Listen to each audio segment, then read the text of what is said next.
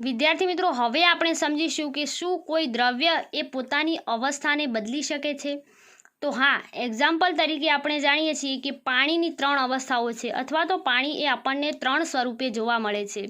તો એમાં ઘન અવસ્થા હશે તો પાણી આપણને બરફ સ્વરૂપે, પ્રવાહીમાં પાણી સ્વરૂપે કે જે આપણે પીવા માટે ઉપયોગ કરીએ છીએ, અને વાયુ અવસ્થામાં પાણીની બાષ્પ એટલે કે વરાળ સ્વરૂપે આપણને જોવા મળે છે. પરંતુ આ દ્રવ્યની આ દરેક અવસ્થાઓ કઈ રીતે બદલાય છે?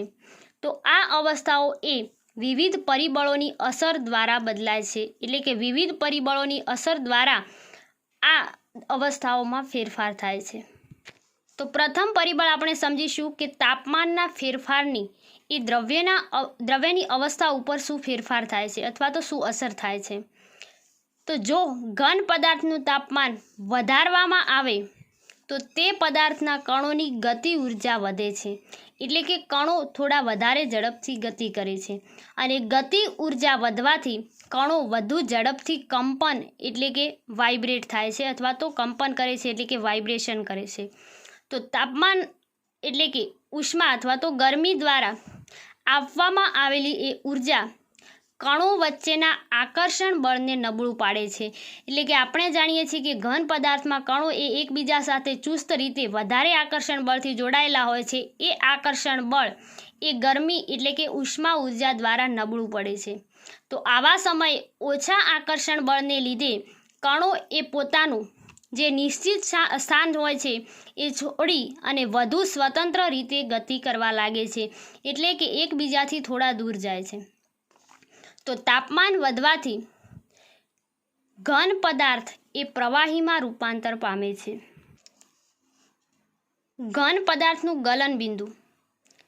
તો જે તાપમાને વાતાવરણીય દબાણ હેઠળ ઘન પદાર્થ પીગળી અને પ્રવાહી સ્વરૂપમાં રૂપાંતરિત થાય છે તે તાપમાનને ઘન પદાર્થનું ગલન બિંદુ કહે છે.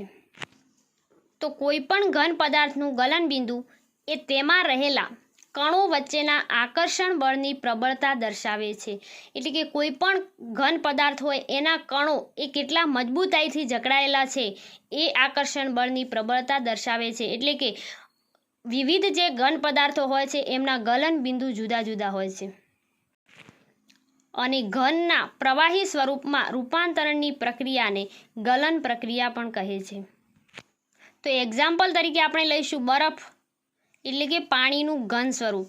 તેનું ગલન બિંદુ 273.16 કેલ્વિન છે.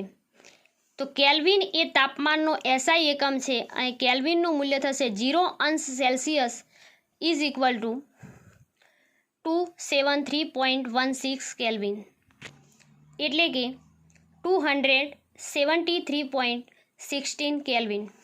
પરંતુ સરળતા માટે આપણે 0 અંશ Celsius is equal to 273 kelvin લેવાય છે. 0.16નો ઉપયોગ કરવામાં આવતો નથી. તો કેલ્વિનને અંશ સેલ્સિયસમાં ફેરવવા માટે જે પણ તાપમાન આપેલું હોય એ તાપમાનમાંથી 273 બાદ કરવામાં આવે તો તમે 0 અંશ સેલ્સિયસમાં ફેરવી શકો છો. એટલે કે એક્ઝામ્પલ તરીકે તમને 100 કેલ્વિન આપેલા છે, તો 100માંથી -273 એટલે કે તેનું મૂલ્ય થશે -173 અંશ સેલ્સિયસ. તો 100 કેલ્વિન ઇઝ ઇક્વલ ટુ -173 અંશ સેલ્સિયસ.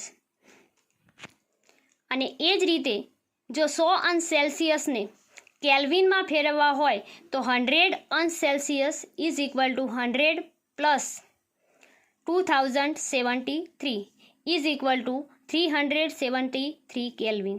એટલે કે 100 અંશ સેલ્સિયસ બરાબર 373 કેલ્વિન. હવે આપણે સમજીશું ગલન ગુપ્ત ઉષ્મા.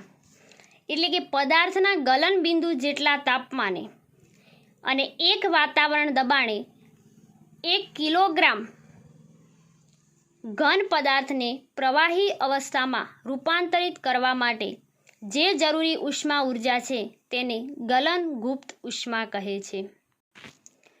0 અંશ સેલ્સિયસ તાપમાને પાણીના કણોની જે ગતિ ઉર્જા હોય છે એ 0 અંશ સેલ્સિયસ તાપમાને રહેલા બરફના કણોની ગતિ ઉર્જા કરતાં વધારે હોય છે। એનું કારણ એ કે ઘન પદાર્થમાં કણો વચ્ચે જગ્યા ઓછી હોય છે, સામે પ્રવાહી પદાર્થ હોય એમાં કણો વચ્ચેની જે જગ્યા હોય એ વધારે હોય છે, એટલે કે કણો થોડા વધારે ઝડપથી ગતિ કરી શકે છે। તો પાણીને ઉષ્મા એટલે કે ગરમી આપીએ છીએ ત્યારે તેના કણો એ વધારે ઝડપથી ગતિ કરે છે, એટલે કે પ્રવાહીના કણોમાં ઘનની સરખામણીએ ગતિ ઉર્જા વધારે હોય છે। તો અમુક નિશ્ચિત તાપમાન સુધી પહોંચતા કણોમાં એટલી ઉર્જા આવી જાય છે કે કણો એ પોતાના પરસ્પરના એટલે કે એકબીજા વચ્ચેના આકર્ષણ બળને તોડી અને સ્વતંત્ર એટલે કે મુક્ત થઈ જાય છે, એટલે કે એકબીજાથી દૂર થઈ જાય છે અને આવા સમયે પ્રવાહી એ વાયુ સ્વરૂપમાં રૂપાંતરિત થાય છે। હવે ઉત્કલન બિંદુ। અગાઉ આપણે સમજ્યા ગલન બિંદુ એટલે કે જે તાપમાને અને એક વાતાવરણ દબાણે ઘન પદાર્થ એ પ્રવાહી સ્વરૂપમાં રૂપાંતરિત થાય તો તેને તે પદાર્થનું ગલન બિંદુ કહે છે। પરંતુ હવે ઉત્કલન બિંદુ તો જે તાપમાને અને એક વાતાવરણ દબાણે પ્રવાહી એ ઉકળવા લાગે છે તે તાપમાનને પ્રવાહીનું ઉત્કલન બિંદુ કહે છે। એટલે કે ગલન બિંદુ શબ્દ એ ઘન પદાર્થ માટે વપરાય છે, જ્યારે ઉત્કલન બિંદુ શબ્દ એ પ્રવાહી પદાર્થ માટે વપરાય છે। ઉત્કલન બિંદુ એ જથ્થાત્મક ઘટના છે, એટલે કે પ્રવાહીના તમામ કણો એ ઉર્જા પ્રાપ્ત કરીને એટલે કે ઉર્જા મેળવીને બાષ્પ એટલે કે વરાળ અવસ્થામાં રૂપાંતરિત થાય છે અને પાણીનું ઉત્કલન બિંદુ 100 અંશ સેલ્સિયસ એટલે કે કેલ્વિનમાં 373 કેલ્વિન। અગાઉ આપણે સમજ્યા ગલન ગુપ્ત ઉષ્મા, તો હવે આપણે પ્રવાહી માટે સમજીશું બાષ્પીભવન ગુપ્ત ઉષ્મા। એટલે કે પદાર્થના ઉત્કલન બિંદુ જેટલા તાપમાને અને એક વાતાવરણ જેટલા દબાણે 1 લિટર પ્રવાહી પદાર્થને વાયુ અવસ્થામાં રૂપાંતરિત કરવા માટે જે જરૂરી ઉષ્મા ઉર્જા છે તેને બાષ્પીભવન ગુપ્ત ઉષ્મા કહે છે અને બાષ્પીભવન ગુપ્ત ઉષ્માને ઉત્કલન ગુપ્ત ઉષ્મા પણ કહી શકાય છે।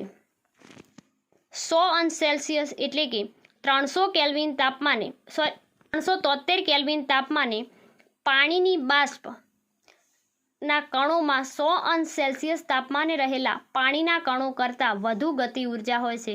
એટલે કે આપણે જાણીએ છીએ કે પ્રવાહી કરતાં વાયુની અંદર કણો વચ્ચે જગ્યા વધારે હોવાથી કણો વધારે ઝડપથી ગતિ કરી શકે છે, એટલે કે વાયુ પદાર્થમાં કણોમાં ગતિ ઉર્જા વધારે હોય છે। અને તેની અંદર બીજું કારણ એ પણ છે કે વરાળ એટલે કે બાષ્પના કણો એ બાષ્પીભવન ગુપ્ત ઉષ્માના સ્વરૂપમાં વધારાની ઉર્જા શોષી લે છે, એટલે કે વધારાની ઉર્જા મેળવે છે।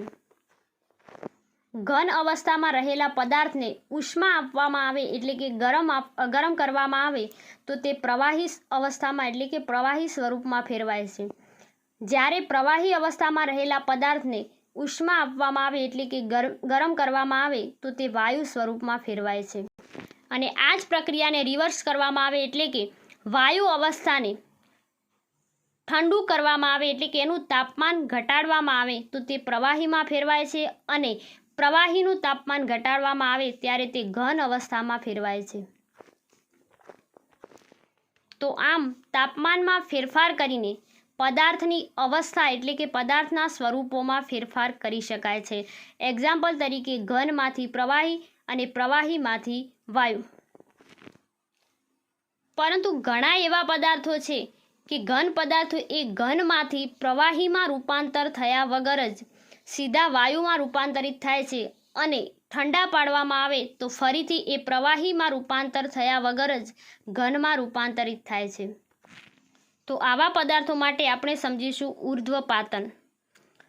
તો ઘન પદાર્થને ગરમ કરતા પ્રવાહીમાં રૂપાંતર થયા વગર જો સીધું જ વાયુ અવસ્થામાં અને ઠંડુ પાડતા ફરીથી ઘન અવસ્થામાં રૂપાંતર થતું હોય તો આવી પ્રક્રિયાને ઉર્ધ્વપાતન કહે છે।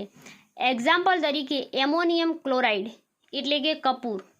કપૂર એ ઉર્ધ્વપાતનની પ્રક્રિયા દર્શાવે છે, એટલે કે કપૂરને જ્યારે ગરમ કરવામાં આવે છે ત્યારે તે પીગળતું નથી, એટલે કે પ્રવાહી અવસ્થામાં રૂપાંતરિત થતું નથી, સીધું જ એ ધુમાડા સ્વરૂપે આપણને વાયુ અવસ્થામાં રૂપાંતરિત થતું જોવા મળે છે। એટલે કે કપૂર એમોનિયમ ક્લોરાઇડ એ ઉર્ધ્વપાતનની પ્રક્રિયા દર્શાવે છે।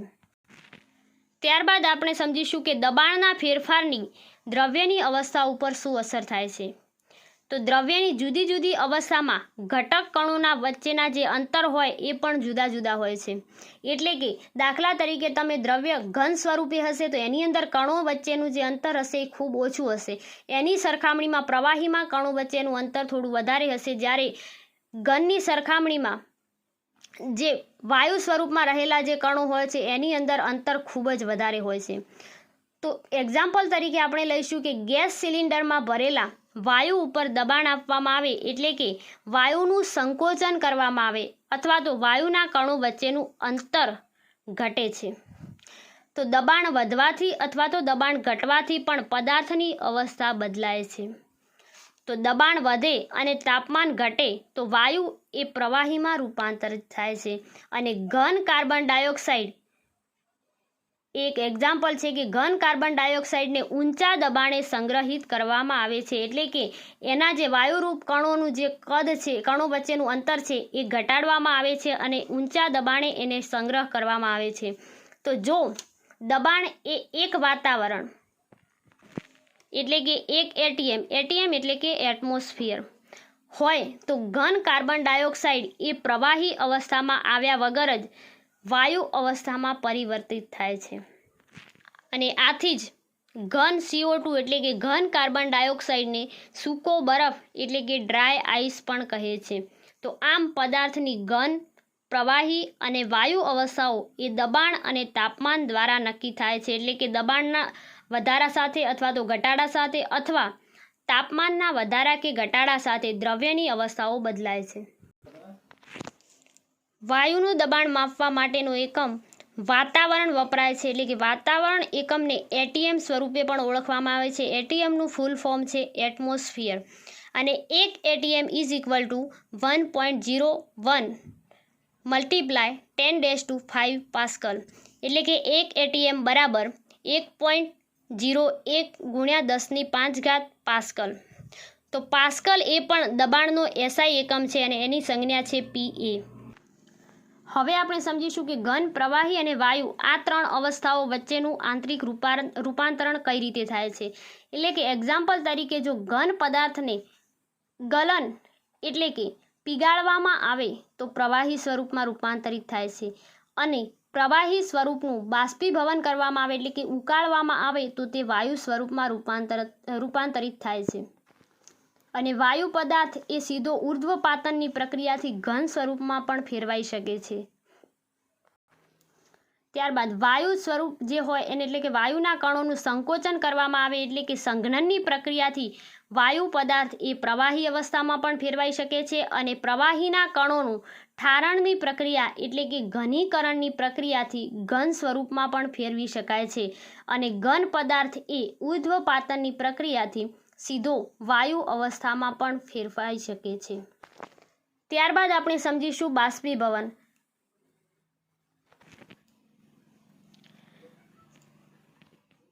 ઉત્કલન બિંદુથી ઓછા તાપમાને પ્રવાહીનું વાયુ એટલે કે બાષ્પમાં રૂપાંતર થવાની ક્રિયાને બાષ્પીભવન કહે છે. તો દ્રવ્યના કણો એ સતત ગતિશીલ હોય છે અને ક્યારેય અટકતા નથી, એટલે કે ઘન પદાર્થ હોય, વાયુ પદાર્થ હોય અથવા તો પ્રવાહી પદાર્થ હોય, આ દરેક અવસ્થાઓમાં દ્રવ્યના કણો એ સતત ગતિ કરતા હોય છે, ભલે ગતિ ધીમી અથવા તો ઝડપી હોઈ શકે છે. અને કોઈ નિશ્ચિત તાપમાને અલગ અલગ અવસ્થામાં રહેલા એટલે કે ઘન, પ્રવાહી અથવા તો વાયુ અવસ્થામાં રહેલા પદાર્થમાં કણો હોય એની વચ્ચેની જે ગતિ ઉર્જા હોય એ જુદી જુદી હોઈ શકે છે. પ્રવાહીઓમાં સપાટી ઉપર રહેલા કણોને કેટલાક અંશે એટલી વધુ ઉર્જા હોય છે એટલે કે એટલી વધારે ગતિ ઉર્જા હોય છે કે તે બીજા કણોના આકર્ષણ બળથી મુક્ત થઈ શકે છે, એટલે કે કણો વચ્ચેનું આકર્ષણ બળ હોય એનાથી સ્વતંત્ર થઈ અને દૂર જઈ શકે છે. તો એક્ઝામ્પલ તરીકે ખુલ્લા રાખેલા પાણીનું વરાળમાં રૂપાંતરણ, એટલે કે કોઈ પણ પાત્રમાં જો પાણીને તડકા સિવાય જો ખુલ્લું રાખવામાં આવે તો પણ થોડા દિવસ પછી એ પાણીનું વરાળમાં રૂપાંતરિત થઈ જાય છે, એટલે કે એ પાણીનો જથ્થો આપણને ઓછો જોવા મળે છે. એ જ રીતે બીજું એક્ઝામ્પલ કે જે ભીના કપડાનું ખુલ્લા વાતાવરણમાં સુકાવવું એ પણ બાષ્પીભવનની પ્રક્રિયા